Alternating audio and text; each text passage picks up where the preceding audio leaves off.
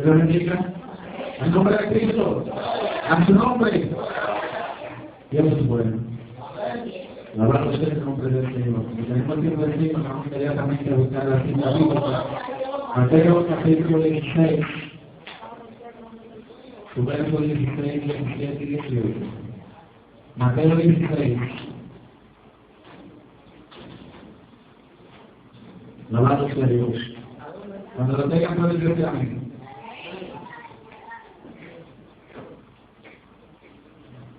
Aleluya. En el nombre del Padre, del Hijo y del Espíritu Santo. Respondiendo Simón Pedro dijo: Tú eres el Cristo, el Hijo del Dios viviente. Entonces les respondió Jesús: Bienaventurado eres Simón, hijo de Jonás, porque no te lo reveló carne ni sangre, sino mi Padre que está en los cielos. Y yo también te digo que tú eres Pedro, y sobre esta roca edificaré mi iglesia, y las puertas del Hades no prevalecerán contra ellas. Señor eterno, gracias por tu palabra. Gracias por su palabra, Señor. Espíritu de Dios, está usted hablando a tu iglesia en esta noche. Que cada palabra que salga de mi boca, Señor, sea tuya, Señor, hablando a tu pueblo, para tu gloria, Señor, en el nombre de Jesús. Este periodo de la iglesia imperial. Hablamos ayer acerca de esos tres periodos. En el día de hoy vamos a hablar acerca del periodo de la iglesia medieval, la iglesia reformada y la iglesia en la actualidad. La iglesia medieval es un periodo que comprendió la iglesia entre el año 476 después de Cristo, claro, hasta el año 1453 años. ¿Qué sucedió con la iglesia durante este tiempo? El verso donde leímos nos dice que las puertas del infierno no van a prevalecer contra la iglesia del Señor.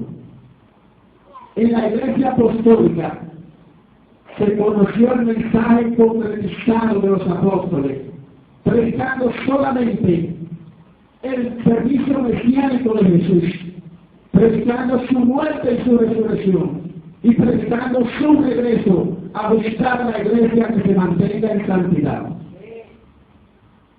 Por eso fue que surgió entonces una controversia luego del año 100 en adelante, porque el imperio romano que gobernaba el mundo no iba de acuerdo con que este hombre llamado Jesús sea el Hijo de Dios, descendiente de una virgen y de un carpintero llamado José. Ellos no entendían que el hombre que Dios había escogido no era un hombre que venía con espada a libertar a los judíos. Ellos no le podían saber en su mente que ese era el Salvador del mundo. Por eso nunca aceptaron a Jesús como el Salvador.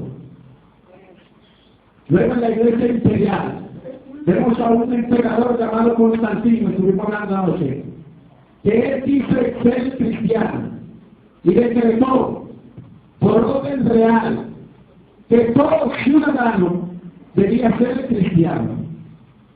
Ahí automáticamente a la iglesia se le había terminado su persecución. Pero entonces a la iglesia le afectó de gran manera esto, porque la identidad de la iglesia desapareció por completo de la mayoría de los creyentes, porque todo el mundo entonces se convertía al cristianismo, no lo hacía por convención, sino por estar confabulado y estar de acuerdo con el gobierno. Muchos lo hacían por bienestar propio, muchos lo hacían porque le interesaba estar al lado del gobierno, porque la iglesia era la que gobernaba, porque el emperador era un supuesto cristiano, que toda su vida vivió como un pagano y nunca aceptó la doctrina del bautismo de Cristo. Entonces la iglesia medieval, que comprende los años 476 después de Cristo, es cuando empieza el apogeo de lo que es el gobierno papal. Es ahí cuando comienza entonces lo que es el papado. Y empieza con el primer papa llamado Gregorio I, o Gregorio el Grande más conocido. Este no se conforma simplemente por ser el más grande entre la área religiosa, sino que años más tarde quiere entonces gobernar todo el mundo. Es por eso que hoy en día vemos que los papas son los que controlan a nivel mundial, son los que tienen toda la última palabra de lo que un país se va a hacer, porque este quiso conseguir gobernar no solamente las religiones, sino también gobernar el mundo por completo. Aleluya. Pero no solamente esto se desarrolla durante ese periodo, sino que también surge lo que es el monacato, otro monarca, otro monje, como más bien lo conocemos.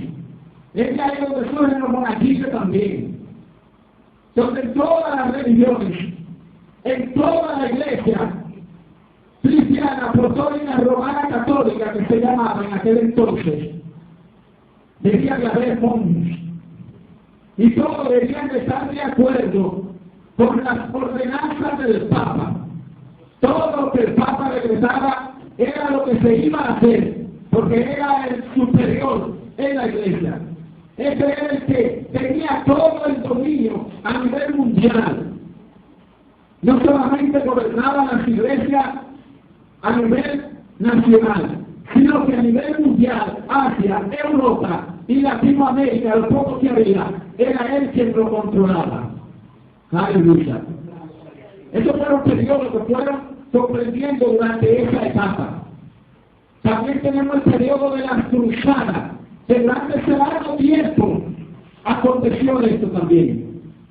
No solamente esto, sino que también tenemos otro periodo, que es el periodo del desarrollo del monacato, como les expliqué. Pero no solamente esto, sino que a la iglesia católica tener el gobierno, de ahí en adelante la iglesia fue corrompiéndose por completo. Es ahí cuando empieza entonces el Papa a introducir la doctrina de adoración a las imágenes. Eso no existía años atrás.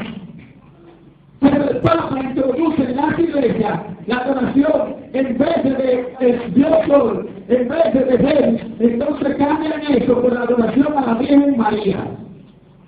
Cambian esas adoraciones a ciertos ídolos que en diferentes países estaban unidos al nivel mundial con el Papa. También se introdujo la doctrina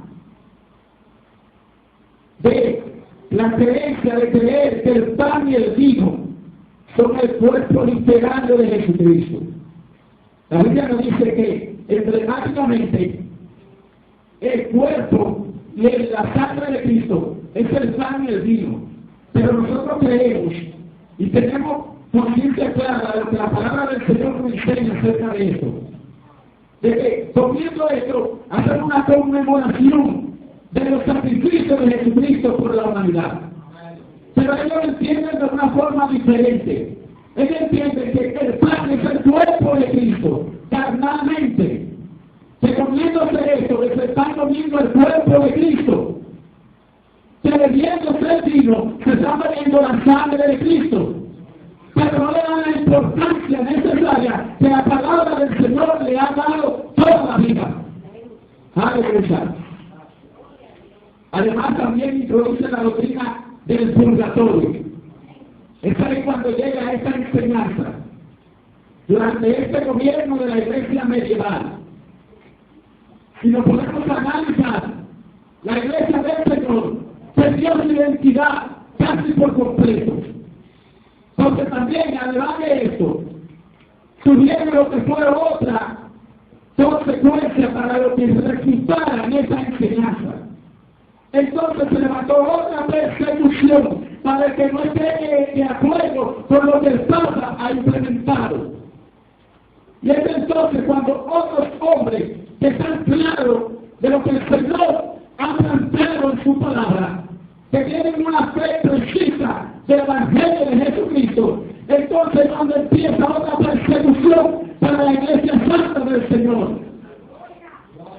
Por eso le aparecen muchos hombres en la historia de la iglesia que murieron de diferentes formas, porque no aceptaron la enseñanza papal, no aceptaron la doctrina religiosa que todo introdujo a la iglesia evangélica.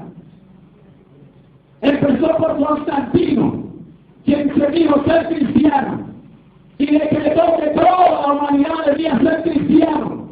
El hombre lo hizo por conveniencia propia, pero no por convicción de que realmente necesitaban salvación. No lo hacían realmente porque creían en Jesucristo, sino por obediencia al Papa y por estar confabulado con la política de aquel entonces. Den un aplauso al Señor.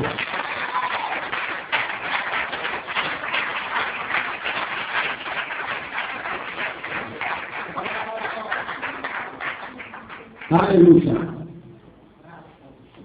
Además de eso, hay unos cuantos hombres que fueron víctimas acerca de este nuevo decreto dado por Carlos V, que fue otro emperador romano, y siguieron la misma costumbre que Gregorio I y Constantino como emperador habían comenzado.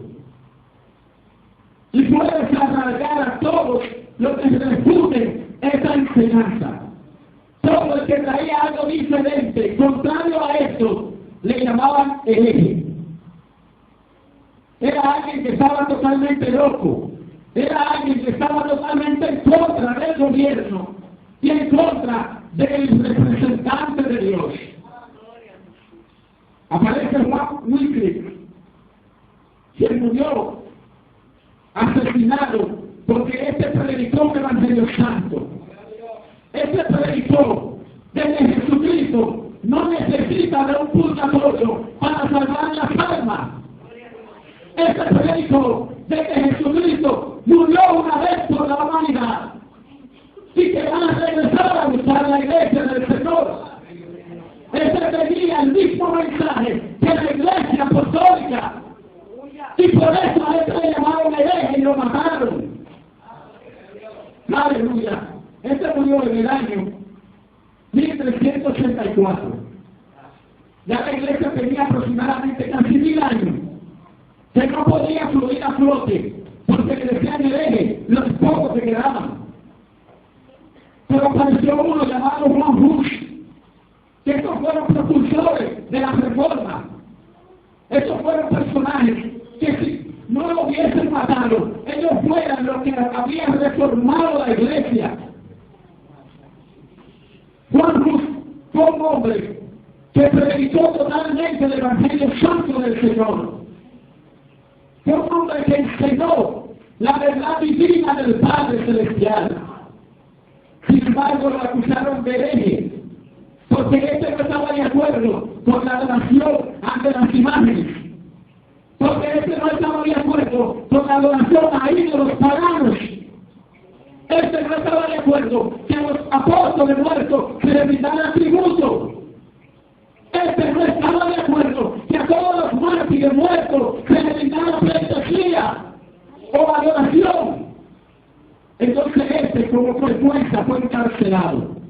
Y no solamente eso, sino que lo echaron en una hoguera y lo quemaron vivo. Porque le llamaron hereje. Porque como él se identificó como iglesia de Cristo, la iglesia mundana que gobernaba le llamó hereje. Le llamó blasfemo. Lo mismo que hacían los fariseos con Jesús. Jesús predicaba la verdad del Padre. Él dijo, yo no predico lo que viene de mí, sino que el Padre le da. Y ellos a esto le llamaron blasfemia. Le llamaron herejía, porque no estaban de acuerdo a su comunidad, no estaban de acuerdo con su costumbre, el mensaje que Cristo daba.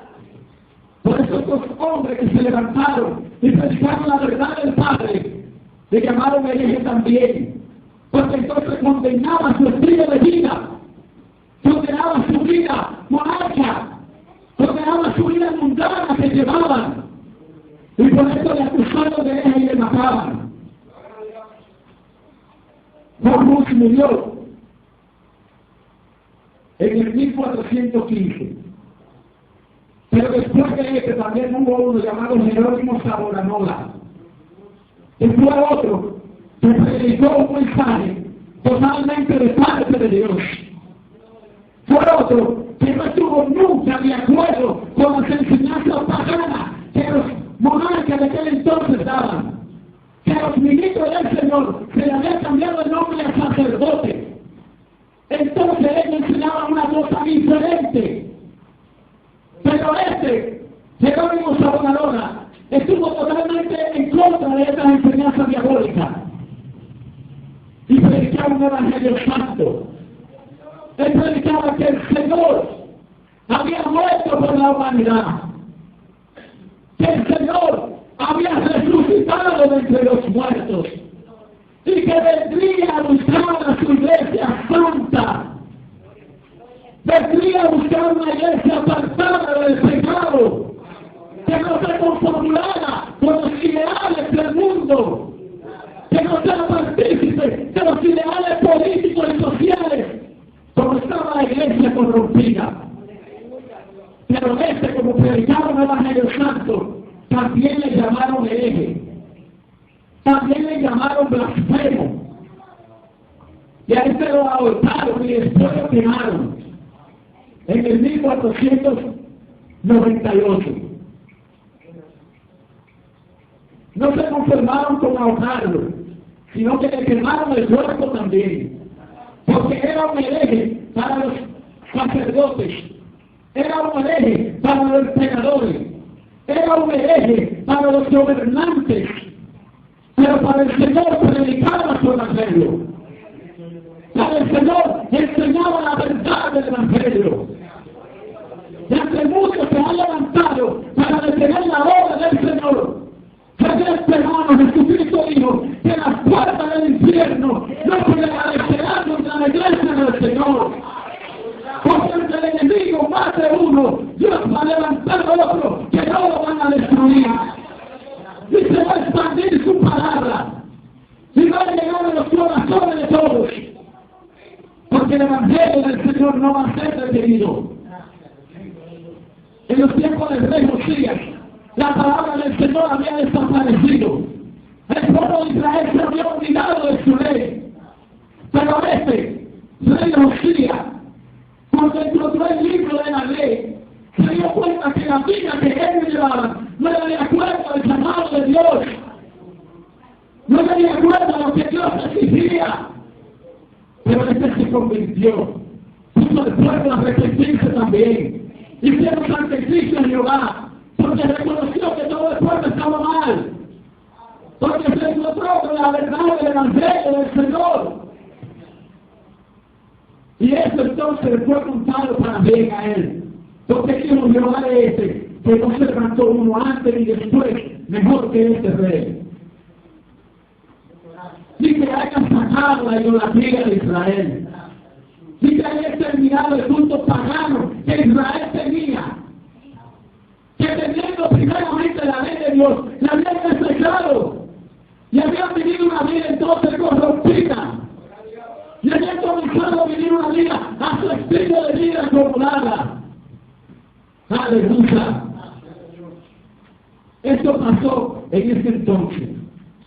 En el tiempo de la iglesia medieval sucedieron estos acontecimientos.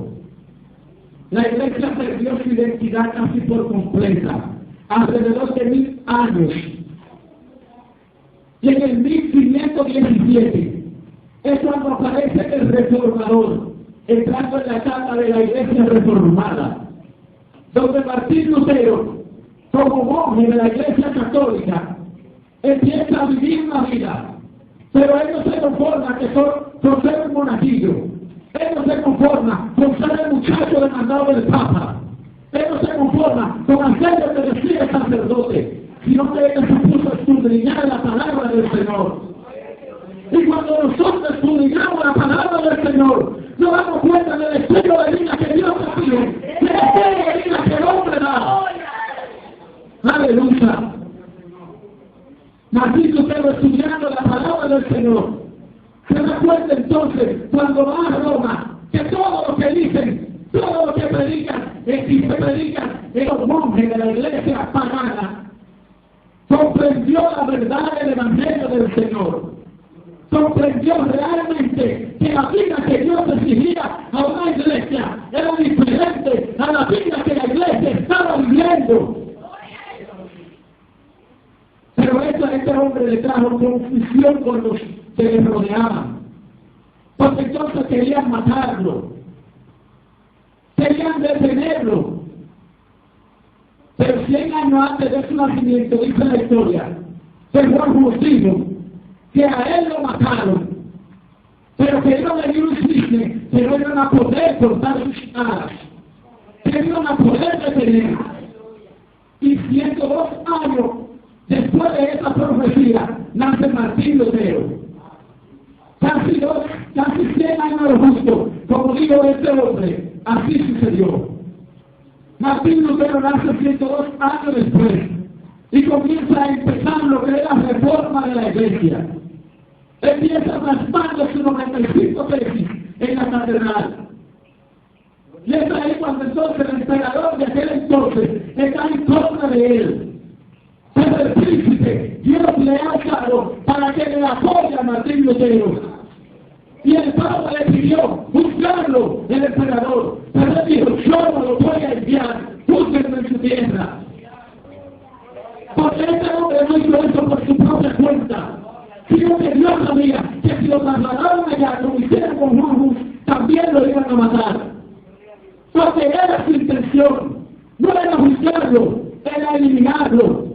Porque estaba en contra de las enseñanzas paganas, estaba en contra de las enseñanzas diabólicas que estaban enseñando. En aquel entonces fue cuando tuvo un desarrollo grande las negociaciones de la indulgencia. Que esto era lo que le garantizaba supuestamente a los hombres una vida en el paraíso. Pero mientras más calidad y más cantidad de dinero tenía la persona, más tiempo le daba en esta vida en el paraíso. Esa era la enseñanza que daban los religiosos de ese entonces. Ellos no predicaban de que había una verdad concretizada, plasmada en el Evangelio. Ellos no predicaban que el mismo Señor dijo que el que creyere será salvo, pero el que no cree será condenado. Ese no era su mensaje. Su mensaje no era que Jesucristo había muerto y que había resucitado y vendría a buscar su iglesia. Su mensaje era otro, porque estaban buscando su propia comodidad. Estaban buscando hacerse rico con el dinero de la humanidad de ese entonces. Estaban buscando entonces ellos hacerse grandes y pisotear a los demás. Así Lutero, cuando entendió este asunto, que comenzó a estudiar la palabra del Señor, que entonces se levantó lo que fue una revuelta contra él, que empezaron a buscarlo, pero que donde quiera que él iba, Dios estaba con él. Porque lo que Martín Lutero hacía era para el bienestar del pueblo de Dios. Era para que la iglesia no se extinguiera por completa. Aleluya. Ese fue el hombre que Dios usó para reformar la iglesia. Y en el 1521 lleva a cabo su proyecto. La iglesia fue reformada por completo. El culto a la iglesia es libre. Ya no había entonces lo que era una persecución para los que hablaban en contra de la enseñanza papal, sino que ya entonces el emperador había aprobado lo que era el culto a la iglesia. Y es ahí cuando surge el nombre de protestante. Es ahí cuando entonces surge el nombre de los separados, porque son apartados, porque no se confabulan con el pecado y deciden separarse de la idolatría y deciden separarse de la mundanalidad, porque santo significa separado y apartado. Y Dios no quiere que su iglesia se mezcle con el mundo, porque la Biblia dice que la amistad con el mundo es enemistad contra Dios. Den un aplauso al Señor.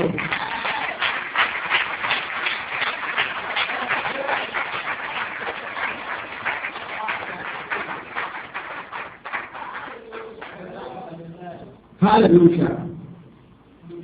A partir del 1521 se da a cabo la reforma en todo lo que es el continente europeo, en todo lo que es el continente asiático y Latinoamérica, lo poco que había de ahí en ese entonces. La reforma tuvo alrededor de 200 años, porque no solamente se reformó la iglesia con Martín Lutero en este tiempo, sino que los demás que habían escuchado y que habían podido disfrutar del testamento que Martín Lutero en el 1521 había traducido de latín al alemán, ellos habían podido entender entonces lo que le enseñaban, porque con sus propios ojos pudieron leer el Evangelio del Señor. No tenían que esperar que un sacerdote se lo dijera en latín y que ellos no entendieran nada, sino que empezaban ellos mismos a estudiar. Y estudiando la palabra del Señor, se daban cuenta del estilo de vida que ellos llevaban. Se daban cuenta de la vida que los sacerdotes daban. Se daban cuenta de la vida que ellos seguían. Y por eso entonces la reforma trajo como consecuencia de que la iglesia sea separada del pecado. La iglesia tenga una nueva vida. La iglesia tenga un nuevo apogeo. Y en todo lo demás continente también se hizo lo que fue una reforma. Y la iglesia que estaba entonces contaminada decidieron también apartarse, porque ya podían leer el Evangelio del Señor. Ya podían estudiar la palabra ellos mismos. Ya no tenían que esperar que otro se la dijera. Porque el Señor la dejó para que la estudiáramos, para que la estudiemos, porque en ella está en la vida eterna. Y el Salmo 119 dice que lámparas son a nuestros pies y son lumbreras a nuestros caminos. Cuando la estudiamos nos damos cuenta de por dónde vamos caminando. Cuando estudiamos la palabra del Señor nos damos cuenta cuál es el camino correcto. Cuando estudiamos la palabra del Señor, nos damos cuenta por dónde debemos pisar. Nos damos cuenta qué es lo que debemos hacer. Porque para eso la dejó el Señor. Para que por medio a ella escudriñemos sus mandamientos. Escudriñemos lo que el Señor tiene para nosotros. Entendamos el buen camino que Dios tiene para nosotros. La Biblia dice en Deuteronomio que Moisés le dijo al pueblo: Jehová ha puesto delante de ustedes dos caminos. Yo les aconsejo que cojan el camino del bien, porque si son en este vivirán, pero también es el camino del mal. Y le dijo: este le lleva a la perdición. Dios plantea la solución al problema del hombre y le aconseja cómo debe de andar, y le dice lo que le conviene para que no le vaya mal, porque la Biblia dice que Dios no quiere que el hombre se pierda, sino que todos procedan al arrepentimiento. Él mismo dijo: todas las almas son mías, pero el alma que peca, esta va a morir. Tu alma, iglesia, le pertenece a Dios. Pero si andamos desordenadamente, lamentablemente vamos a perecer. Porque Dios te lo ha plasmado sus caminos. Y le ha plasmado por donde debemos ir. Y nos dice qué es lo que nos conviene. Cómo debemos andar. Nos aconseja lo que más nos conviene a nosotros. Pero a veces queremos ser como el pueblo de Israel, que viendo las obras de Dios, viendo las maravillas de Dios, cuando viene un pequeño problema maldicen a Dios y prefieren estar en el mundo como estaban antes, prefieren estar esclavizados bajo el yugo de los egipcios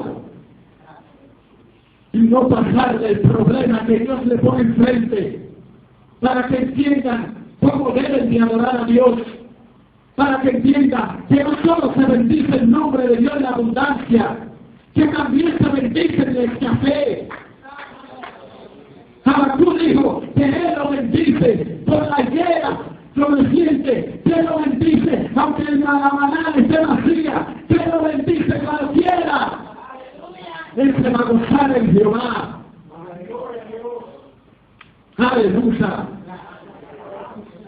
comprendiendo el último periodo de la iglesia, que es la iglesia actual. Hablamos de que la identidad de la iglesia de Cristo es el tema. Para hablar acerca de esto, de la iglesia actual, debemos de analizar los primeros 5 periodos de la iglesia. ¿Cuál es el que más se asemeja a la iglesia que tiene la identidad de Cristo?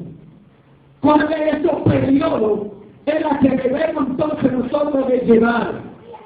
¿Cuál es el que están pidiendo la iglesia actualmente? Aleluya. Yo personalmente diría que el periodo que más se parece a la iglesia actual es el periodo imperial, donde todo el mundo es cristiano, donde todo el mundo dice yo sirvo a Dios, donde todo el mundo se arrepiente, donde todo el mundo busca a Dios, pero lo buscan a su manera. Se olvidan del mensaje apostólico, se olvidan de que la iglesia no solo debe de decir yo soy cristiano, de que la iglesia que se identifica como iglesia de Cristo tiene 4 características que debemos tener a todos. Una iglesia que no tiene amor le falta a Dios.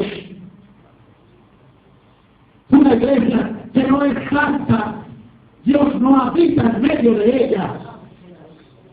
Una iglesia que no tiene fe, entonces no cree que Dios está cuando el problema es grande. Una iglesia que no es unida, entonces no tiene a Dios, porque Jesús dijo, unifícalo como tú y yo somos uno, para que el mundo crea que tú me has enviado. Cuando el mundo ve una iglesia dividida, dice que esos viven matándose como perros. Y la Biblia dice que los perros estaban fuera. Y yo pongo un ejemplo de que deja el evangelio. Dice que es como el perro que vuelve el vómito y se lo traga. El que antes predicaba la santidad de Dios. Dios pone ejemplo como un perro para esa persona. El que antes decía que Cristo murió y resucitó y viene a buscar su iglesia. El que antes decía que hay que guardarse santidad y que ahora dice lo contrario. A este Dios lo pone como ejemplo de que es igual al perro, que tira el vómito y vuelve y se lo traga. La iglesia que vivimos actualmente está comprendiendo un periodo difícil. El apóstol Juan dijo que este es el último tiempo y que hay muchos anticristos. Y la Biblia dice que el Hijo del Hombre no se va a manifestar hasta que no se manifieste el hombre de pecado. Y si ya nosotros hemos predicado de que Jesús murió, y también predicamos que resucitó y que ascendió al cielo, nuestro mensaje debe ser entonces también de que viene a buscar su iglesia santa, de que ya el último tiempo está terminado, de que ya el hombre de pecado se ha manifestado, que no se ve una persecución globalizada como antes. Existe persecución en diferentes lugares, porque es necesario que todo esto acontezca, dice la Biblia, y que entonces después de esto vendrá el fin. El hombre de pecado se ha manifestado, que muchos anticristos andan por ahí predicando herejía y corrupción, y nosotros como iglesia del Señor debemos de ser separadas, debemos de ser apartadas de toda la contaminación, de toda la mundanalidad que el mundo rodea hoy en día. Nuestro llamado como iglesia del Señor es identificarnos como iglesia de Cristo donde quiera que vamos. Decirle al pecado que es pecado y decir que la santidad es esencial para el pueblo de Dios. Porque sin santidad nadie verá al Señor. No es que estamos viviendo en un tiempo moderno y que debemos adaptar la palabra del Señor al tiempo que vivimos. El tiempo debe adaptarse a la palabra del Señor. El hombre que venga del mundo debe adaptarse a los reglamentos que el Señor plasmó desde el principio. No importa quién sea, si vino del mundo de pecado, debe comenzar a vivir una vida de santidad. Debe comenzar a adaptarse a los preceptos cristianos que Jesús dejó plasmado. Porque eso es lo que nos representa como iglesia de Cristo. Eso es lo que nos identifica como iglesia del Señor.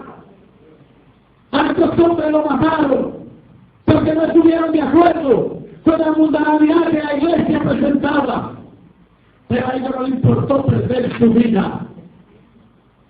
Porque el morir para los creyentes es ganancia. Mientras estamos en vida es en Cristo, porque no vivimos nosotros, sino Jesucristo en nuestras vidas. Y como Cristo vive en nuestras vidas, debemos de señalar lo que es malo y apartarlo de nuestras vidas y seguir lo que es bueno. Aleluya. Este es el precepto que Dios quiere que su iglesia tenga. Esto es lo que te identifica como iglesia de Cristo. Lo que nos va a llevar al cielo, que donde quiera que estemos, mantengamos la identidad de Cristo en alto. Porque las puertas del infierno no prevalecerán contra la iglesia del Señor. Satanás se va a levantar. Jesucristo no dijo, ustedes no van a tener lucha. Ustedes no van a tener problemas. Más bien le dijo, tu problema será tan grande que será con la misma puerta del infierno. Será tan difícil el problema que van a atravesar, que se van a enfrentar con la puerta de Satanás. Pero esta no le va a hacer frente a la iglesia del Señor. Esta no va a poder vencerla. Esta no va a poder retenerla. No le va a poder un stop. La iglesia del Señor seguirá avanzando. La iglesia del Señor seguirá triunfando. Aunque muchos se desvíen, Él va a permanecer con los que le son fieles. Porque la Biblia dice, mis ojos pondré sobre los justos de la tierra. Cuando Satanás se presentó de Dios, Satanás no le habló a Dios de Job. Satanás no le habló a Jehová de Job. Aleluya. Jehová fue quien le trajo la conversación. Y le dijo, ¿no has visto tú a mi siervo Job, varón recto, perfecto, temeroso de Dios y apartado del mal? ¿Y no hay otro igual como él en toda la tierra? ¿Cree usted que Satanás no había mirado eso? Pero no tenía palabras para acusarlo. No tenía que presentar ante Dios contra Job. Pero como Dios conoce todo, fue quien le dio la iniciativa y habló de él. ¿Por qué cree usted que Dios se reconoció a Job? ¿Por qué cree usted que Dios le habló a Satanás de Job? ¿Acaso Job era un religioso que andaba en el paganismo que se celebraba en aquel entonces? ¿Acaso Job vivía como los demás? La vida de Job era diferente. La vida de Job era identificada por el mismo Dios. Él trataba de reflejar a Dios en todo. Él trataba de su vida reflejar la imagen viva de Cristo. Por eso Dios le miró. Por eso Dios le reconoció. Le identificó. Porque tenía una identidad propia. Tenía una identidad como siervo de Dios. No era cualquier hombre. Era un siervo de Dios. La iglesia del Señor, cuando es idéntica, cuando es auténtica, cuando trata de poner a Cristo en alto por encima de todo, Dios lo mantiene siempre bajo sus ojos. Dios siempre lo tiene presente. Dios siempre le está mirando. Dios siempre lo identifica. Y donde quiera que está, Dios sabe que hay uno de lo de Él. Y aunque venga lo que venga, a lo de Él primero lo preserva y después viene el juicio. Porque la Biblia dice que el justo no perecerá con el impío. Dios salvó a Noé no era justo, dice la Biblia. Salvó a Lot, y dice la Biblia que Lot era justo. Y salvará la iglesia del Señor, que el tiempo se vendrá. A la iglesia que identifique a Cristo ante todo. A la iglesia que en su vida sea reflejada la de Cristo. A la iglesia que no se confabule con el pecado. A la iglesia que se defina como iglesia del Señor. Esta será librada de la ira venidera. Den un aplauso al Señor.